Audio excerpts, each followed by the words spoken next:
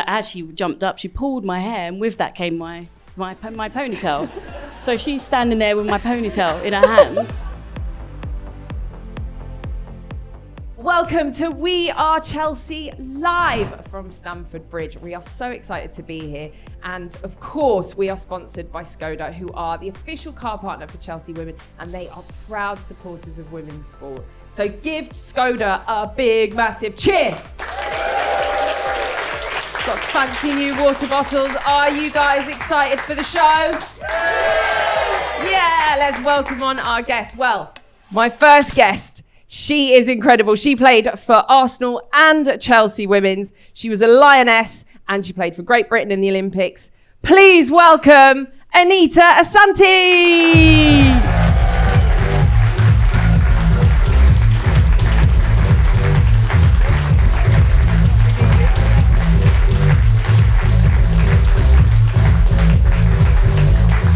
And my next guest was a Chelsea Centurion. She also was an Olympian and a Lioness. Please welcome Claire Rafferty.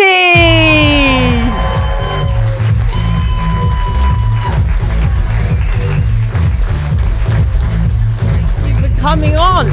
You both got your... Yeah, you've got your mics. How are you both? Very well, thank you. First time on the pod. I'm sorry it's an early morning one. It's okay. I've had my coffee, it's fine. Well, Arsenal... Chelsea, I'm going to have to start with Derby Day, and we'll get that out the way and then we'll get all the fun things going. Can you just tell me what it was like on Derby Day? What are those players feeling? It's tense.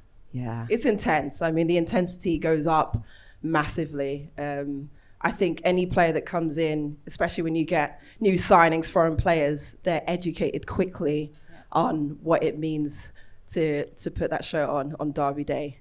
And you've been on both sides as well. I've been on both sides of it. So, obviously when I was an Arsenal player going back, the rivalry wasn't as strong, I don't think, with Chelsea those days, because we had Fulham, Charlton, and teams like that. But when I came back in 2018 and played for Chelsea, I knew quickly that London better be blue.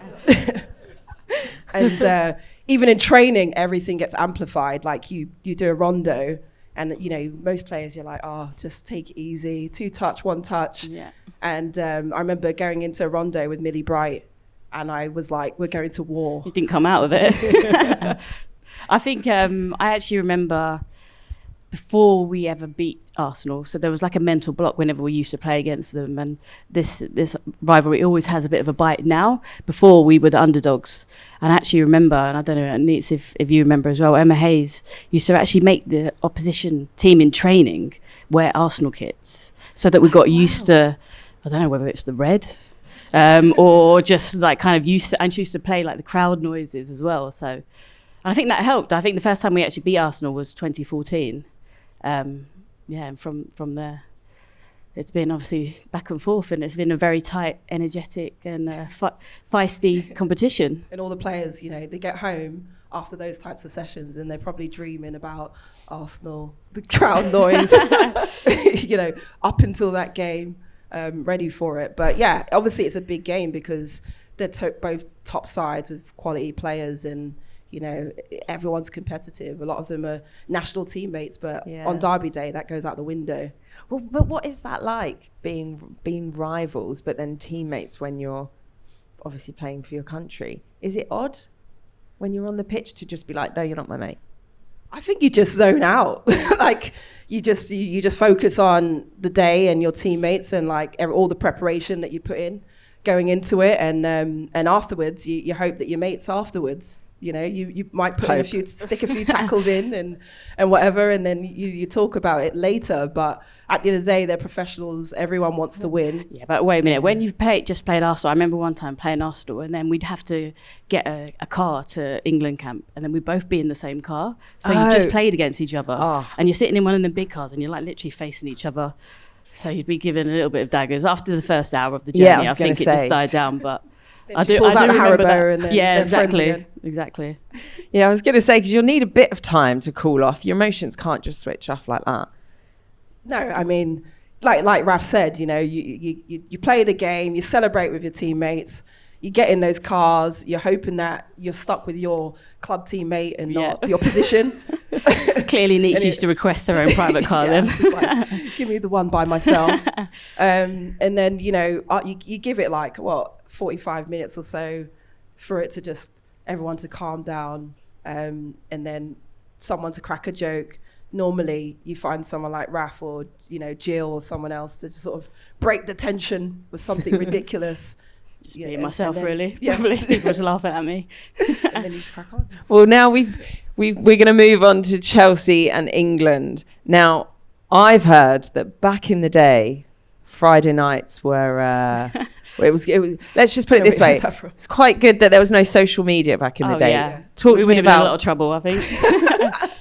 what were Friday nights like back Well, then? I think obviously at the time we weren't full-time professionals. We weren't even semi-pro. We trained twice a week on a Tuesday and a Thursday, game on a Sunday, and then I think it was when Anita came back into the team alongside Leanne Sanson. And how long were you at Chelsea for the first time? Was it a season? Well, half a season. Well, and a half. Okay, so during that period, the whole football club transitioned to a Friday night rave, and we would always go out on a Friday night. And I think it was just because you can't really go out on a Sunday. We weren't really getting paid, and it wasn't a full-time. It wasn't a job for us. It was a hobby. So yeah, Friday nights were the nights to go out. We'd go out in London. Obviously, you can't do that now, and I don't know. I'm pretty sure they don't do it now at all. They wait till the end of the season. But yeah, it was a good way to team bond. What was the transition like to professionalism? How did Chelsea change so much? Because I've heard things like Fran said that she signed her contract at a gas station. I'm like, what? That would never happen services. Now. No, it's changed massively. I remember the first time I signed at Chelsea from Arsenal, and this was back in like 2008, and my dad came in to the signing with me. And my dad doesn't know anything about signing contracts or negotiation. In fact, I think he was like, yeah, that sounds great. I'm no longer taxi. Yeah. She'll take that. That's fine. And all of that. So that's what it was like at the time of Sean Gore, I think I met with, and I was like, I want this challenge. I want to come to the club. Fast forward, several years later, back in the end of 2017, I signed again. I had probably several calls with Emma Hayes. Yeah. And over the course of the time, I was in Sweden. When are you coming back home? You're coming back home. Come on, come back home, like constantly. So when I had it, it was proper formal meetings. It's like a sales pitch, isn't it? In the end, like the infrastructure and what the club can offer you in terms of development outside and inside of the club. I felt way more professional. It wasn't come meet me at the services or in the pub or whatever. So. Yeah, there was a massive progression there. And Claire, you got to lift Chelsea's FA Cup. You got to lift the first ever WSL title. Like, what was that feeling like when you knew, I guess, what the goals were and what the 5-year plan, the 10-year plan was, and finally getting that silverware for the first time? Yeah, I think it was probably the best year of my life when I look back on it, in terms of we won the league, we won the FA Cup. And then also with England, we won the bronze medal in that same year. So 2015 was an amazing year. But when I look, ahead of that year and what it actually took to get to that stage, there was lots of turnover of players. I remember when Emma Hayes came in, first of all, she got rid of quite a lot of players because she wanted to install winning mentality. And that mentality isn't installed overnight. There was a 2, 3, 4 year period where we actually weren't great at all. There was lots of players coming in, some big signings. We signed 2 Icelandic players and a Brazilian and a Swedish, and it was like the first time the league was doing that. So in terms of changing the game, that's what that looked like. But for me personally, it was, there's someone else going to come in to take my position. I need to improve. I need to keep pushing. So it makes you as an individual want to be better. And that in turn, changes the mentality of the team. And that first, I think, as I mentioned, just bringing it back to obviously the Arsenal and the winning mentality around that. In 2014, it was the first time we beat them. We went on in 2015 and were able to beat these bigger clubs Man City, Arsenal, and yeah, eventually win the title and win the FA Cup, which was just incredible, alongside the likes of Katie Chapman as well, who's amazing leader. How did it feel having, I guess, loads of foreign players coming in? Because now it's just so normal. That's what we see. But I guess cultural barriers, language barriers, and you're having to be teammates. How did it feel back then when it was so new and it wasn't the norm? It was. I felt for them more so, because I think the infrastructure in the club wasn't there to help them transition from their culture to ours, in terms of how do you even pay the bills, pay the council tax, all that kind of things that go into moving country. Well, we spoke to Aggie. She didn't know what council tax was. Well, that's terrible. That's not surprising at all, to be honest. She was like, I can't believe someone had to explain council tax. I was like, you and me both, Aggie. You and me both.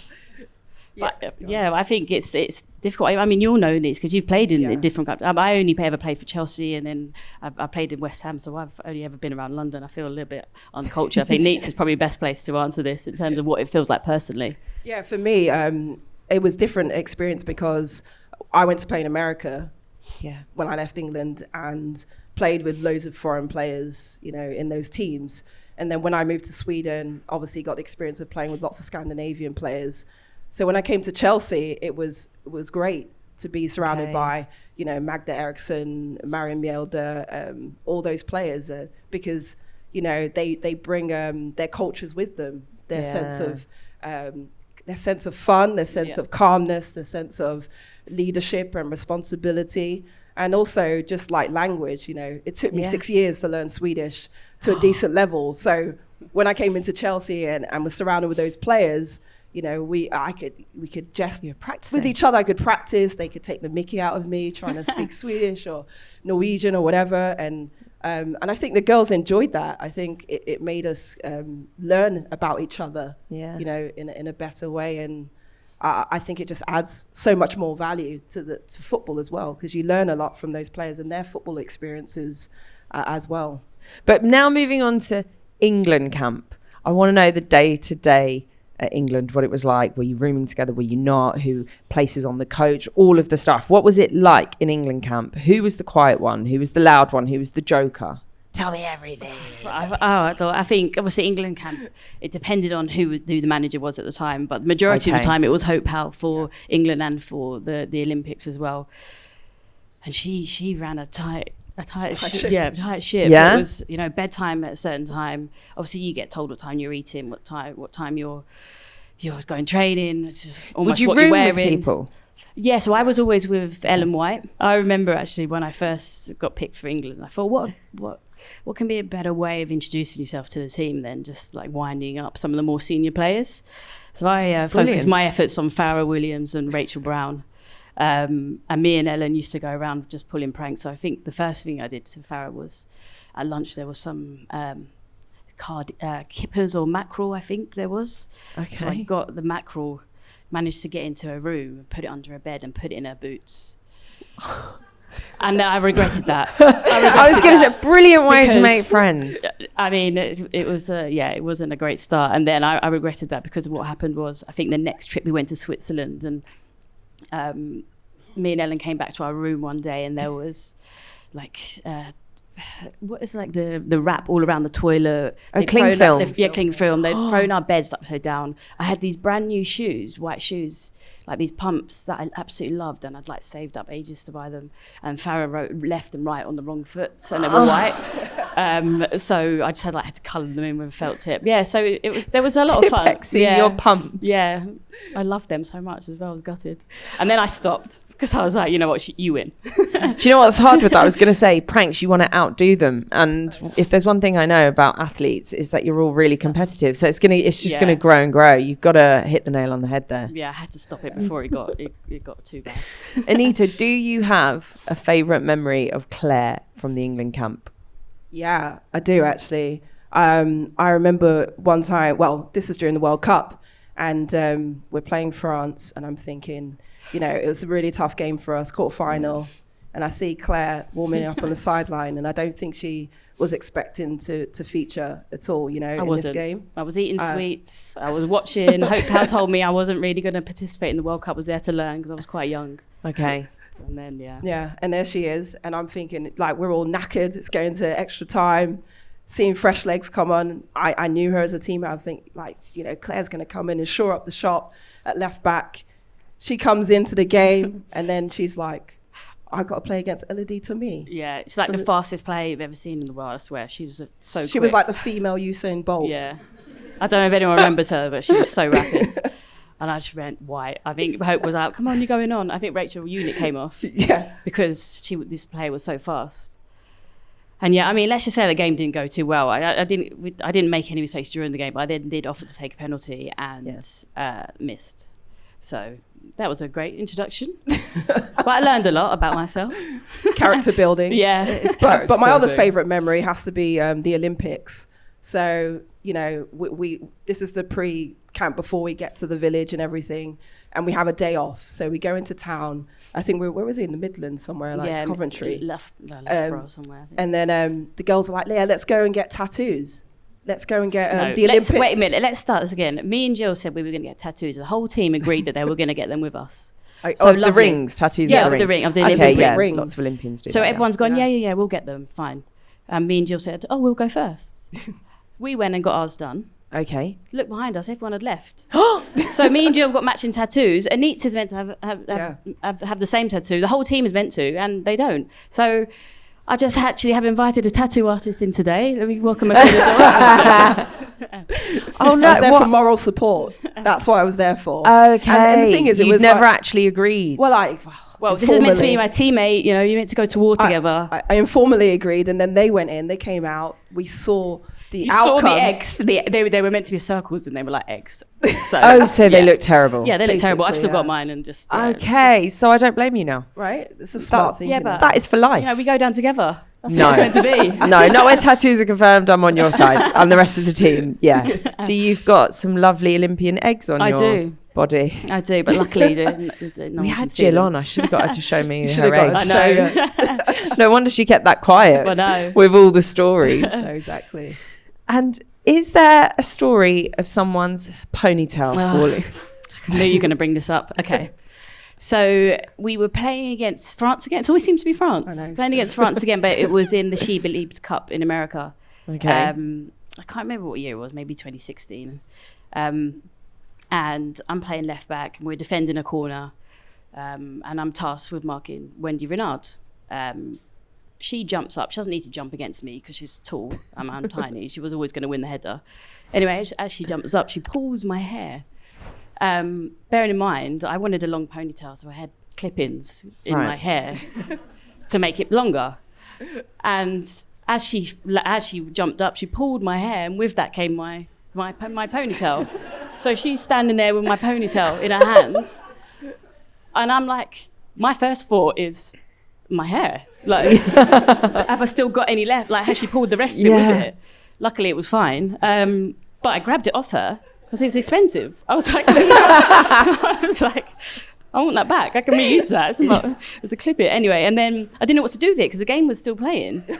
So I gave it to the goalkeeper, KB at the time, and she was like, "What do I do with it?" And I said, "Just put it next to the goal." And I just remember the whole game I was just looking at it. So I was like, "I hope it's okay." And then after the game, I went and picked it up, and then I was like, I'm walking around with the hair in my hand, so I was like, I didn't know where to put it, so I put it down I put it in.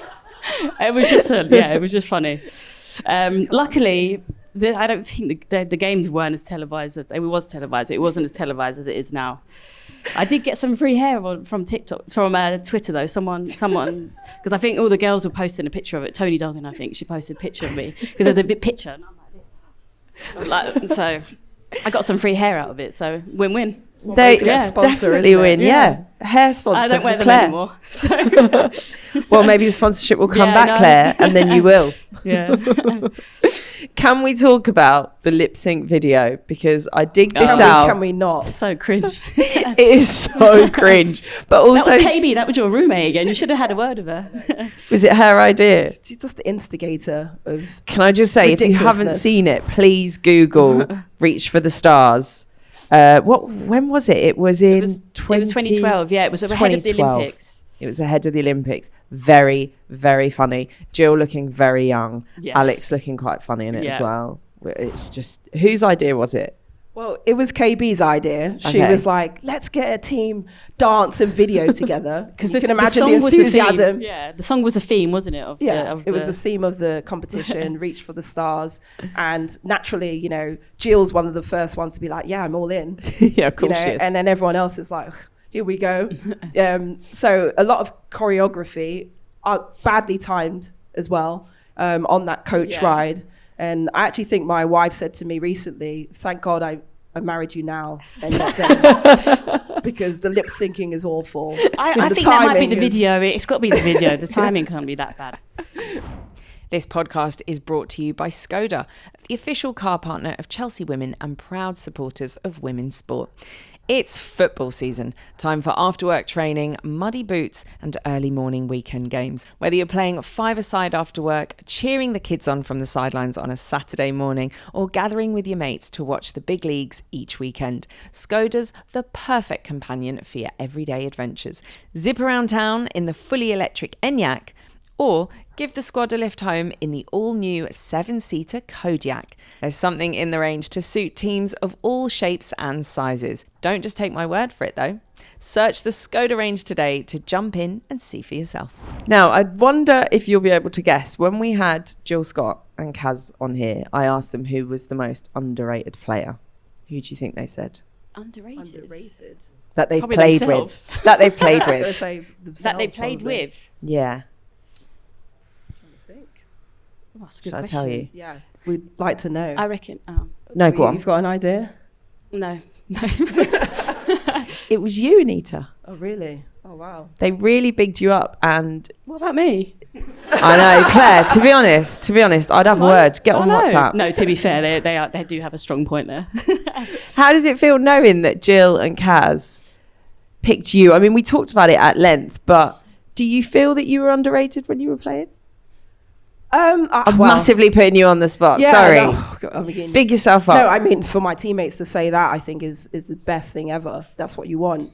The players that you played with to recognise you as a player and your contributions and all of that. And I think in terms of being underrated, you know, football is a matter of opinions and lots of public opinions. And for me, all that matters is my teammates rated me. You know, people that watched hopefully thought I played well for all the clubs I played for and my country, obviously. But I think sometimes the positions you play and the roles you fulfill, the work you do can be understated compared to some of the very obvious things you can see from players sometimes, and that can get missed. But the players that you work with and who work towards those kind of game plans and the preparation see what you do and put in to get there. So for me, that, I mean, coming from Caz and, you know, who Jill referred to as mute. Yeah, is, she did. Pretty much She did. Is a very big compliment. And obviously, you know, both of those players I've enjoyed playing with a really long time. And, you know, Jill especially, I think, is one of the glues of our national team, has always been that. And, you know, there's so many stories with her in particular where, you know, we'd go into each other's rooms and we used to pick on Annie quite a bit. Sorry, Annie. And just remove all her furniture, like her bed, you know, her bedding, everything. She'd come back, she'd be like, where's all my stuff? Like, where's my bed? Where's my chairs? Everything, all the time. And in the World Cup, we went to China and we had a day off and they were like, let's go shopping. So you know what it's like there. Everyone's offering you DVDs. Yeah. With you know, the copies where there's people's heads in the front foreground and everything. So they're coming back stacked with all these DVDs, like, guys, look what I've got, like One Tree Hill and all this stuff, buzzing. And then they're like, oh, found this shop where they do all these like designer handbags. Let's go down in there. So this guy, he's like waving at us, come in. So we all go in into the shop, and then he's like, oh, I've got the best bags in the back, just down the stairs. Come with us. I'm like, guys, this looks dodgy. Yeah, okay, I'm glad you right? said that. Yeah. We're 1,000 miles away. No one knows we're here. Yeah. Like, we should probably go back. Probably like, didn't even have phones back then either, did you? Didn't have Was that phones. while ago? Nothing. So they're like, yeah, come in. But Jill's like, come on, guys, it'll be fine. You know what Jill's like? Yeah. Live in the moment. Yeah. So we go down. Next minute, there's like American tourists in there looking at bags, and the guys locked the door behind us. And I'm thinking, we're going to be here forever. Oh, no. I love you, mum and dad. Oh, no. Yeah, but you know, at the end of it, they got their knockoff Louis Vuitton, so it was happy. fine. Everyone was happy. It was fine in the end. I was genuinely worried when you said you locked the door. It felt like I was going into a horror movie. I didn't know where this podcast was going to go, to be I honest. didn't either. I was like, wait. I thought it was just going to turn into true crime in a second. And he's still in there. And he's still there. Oh my God! Well, how far will Jill go for a knockoff handbag? Exactly. Well, now you know. I think you're right though in terms of the glue. She is that, isn't she? The way she interacts with people. But coming back to you as well, I see that you've diverted that because I you were have talking really. about Yeah, yourself. she So I'm did. going to come I back hate to talking you. about myself. I remember the first time that you came to Chelsea, and I remember I was in awe that, you know, this amazing player from Arsenal. Well, I didn't know what to expect, and I think the lessons that I learned from you, you might not know it now, but I can really vividly remember the first ground we played at, which was the Metropolitan. Yeah. And you were just so calm and kind. And I think the kindness that Anita portrays is probably infectious on the pitch because it's about how you speak to each other as teammates. And I think that's one of the most important things that I took on board from you. But also just the tactical awareness and you just were always there. I felt like on the pitch, you're always there to break things up and start the play. So she wasn't loud. She wasn't aggressive. No, but you don't have to be when your actions speak louder than your words. Oh, very good from Claire. That was lovely, that wasn't it? Look at this, Get Anita. that Lap it up. I am. Right, we're going to play a game. So this is meant to be a little bit quick fire. One thing that fans wouldn't know about you is... You got one? No. Quick fire. I've got a grey birthmark. Have you? Can you see it? Yeah. Yeah, people think I die. I don't. Ah, yeah, because that is the trend now, isn't Yeah. it? Love Did you see that. it, everyone? You see it? Yeah. Did everyone see it? She's also got egg tattoos, if anyone wants to inspect those later. Anita, have you got a lovely birthmark? No, well, I probably do. No, actually, I won the championship in America, and I got to go to the White House and meet Barack Obama. And not many people know that. Even my sister didn't know that. It was like, what? When did that happen? How do I not know this? So what was he like? Back in 2009, incredible experience, and actually was kind of a whirlwind. It was a very up and down season. We had like 3 managers in 6 months.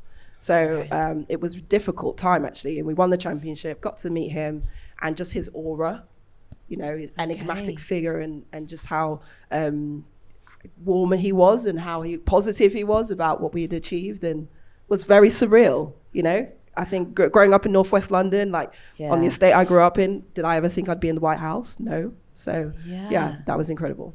Did you meet Michelle as well? No, I was gutted. Because, you know, everyone's like, where's Michelle first?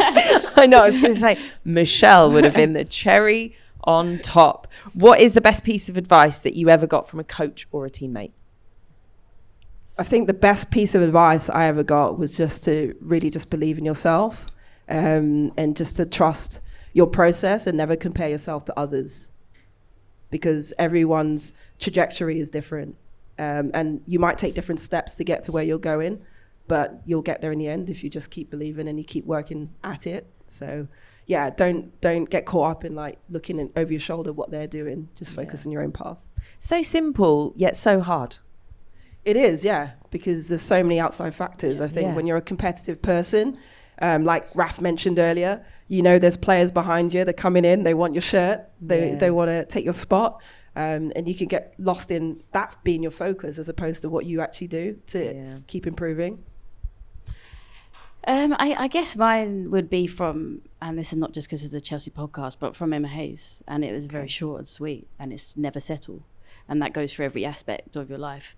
The context that she was sharing it in was never settle. So at the time she was sharing it because of the infrastructure in the club. We wanted more investment. Yeah. We wanted to be able to bring the players in. We wanted our own medical facilities and gym.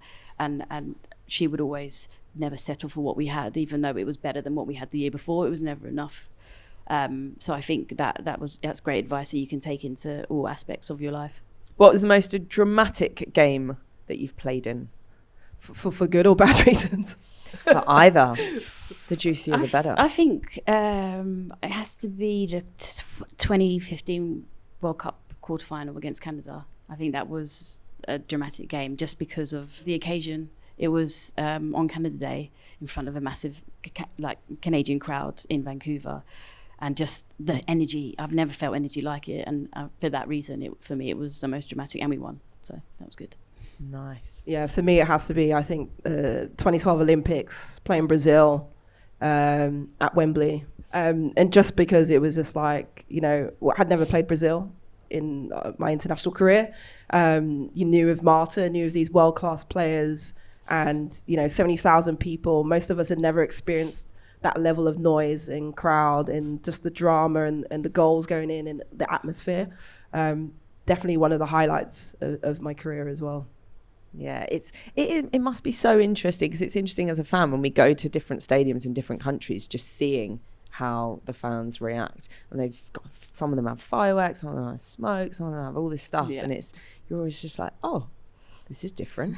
But Some I of them are a imagine bit intimidating, aren't they? Yeah, but I imagine playing Brazil, there was a lot of music. It was the drums, it was the dancing, it was all of that. And it's like the stuff that you grow up watching on TV when you watch all the men's tournaments and competitions, and to live it was incredible. And I know growing up as a kid, like you play games like Wembley, wanting to visualize being in those kind of situations. That's what it was about for us. Like, so to actually be there, experience it, play against the players that you almost idolized as well. I looked up to players like Marta and Formiga and was like, they're world class, like unbelievable. And to go toe to toe with them and actually win in front of a home crowd was incredible. What was the proudest moment of your career then? Well, that was one of them. We're on a Chelsea podcast, but I have to say the quadruple season with Arsenal. Okay. I have to, because to go unbeaten, to win the title, to win the European Championship in that season was just like nothing any of us could have predicted or imagined or thought we could even touch, and that's going back at a time where we didn't have all the support, like in terms of resources, in terms of full-time training, in terms of all of that. And we were trying to compete with the best players in Europe, who some of them had better infrastructure than we did, had better support, had better visibility. We didn't have the visibility, but we did it because we loved the game, and we just loved to play football. We wanted to win together. And Claire, what was your proudest moment? I think my proudest moment was 2015 was in general, the year was fantastic, but that year was the year that I came back after a third ACL. And I think coming back when people had told me that I was never going to be able to play football again, I'd never be the same player again, and then being able to come back, win a FA Cup, win a WSL League title, and win a bronze medal at a World Cup, all in the same year, after not thinking I could even, I might not be able to run again. Yeah, like that was, in general, that summer was a pretty good summer. Yeah, they're good moments. They're good moments. What's the funniest thing that ever happened on the team bus? That you can share on a podcast? That we can share. That's why my cogs are going. Yeah. Not that one. No, not that one. And you guys were telling me in the dressing room about Caz. Caz is a silent assassin. Everyone sees her as quiet and. Yeah, but you can't shut her up now. She does all this media stuff, doesn't she? Exactly. What's happened to her? but she she almost went professional with dancing. Yeah. So that's what I'm saying. You think she's quiet and just kind of just slyly moving around. She'd always hang out with Yanks and talk to those guys and all of that. But as soon as a song came on that she absolutely loved, suddenly she's busting out Michael Jackson moves. Across the middle of the changing room. You're like, is that really Caz? Is she okay? I think that's why she was so good with her feet, wasn't she? Like tricky, because she could move on the dance floor as well.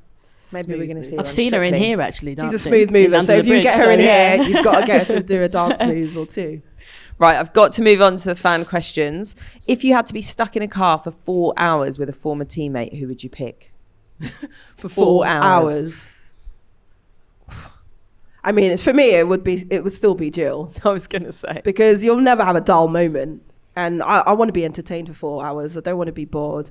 She's never short of a quip or a poem. She's so funny. A poem, yeah. Jill fancies herself as a bit of a poet. So I'm sure she'll come up with something on that 4-hour journey.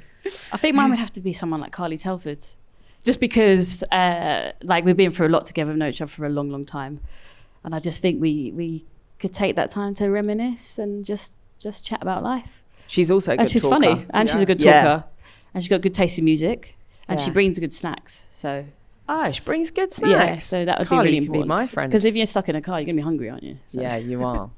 Who from the current Chelsea squad would you have liked to have been in your team while you were at Chelsea? For me, Ritin Kanerud. Sorry, I'm saying it the Swedish way because I know if they're watching, We they'll get it. kill You me speak right Swedish, saying right? it wrong. But yeah, I enjoy watching her play. Yeah. I think she's an exceptional player. I think she's come into great form as well. And she's a dynamic player and would have made my job easy. Just give her the ball. Off you go. Have a cup of tea in the back, right? Yeah, absolutely.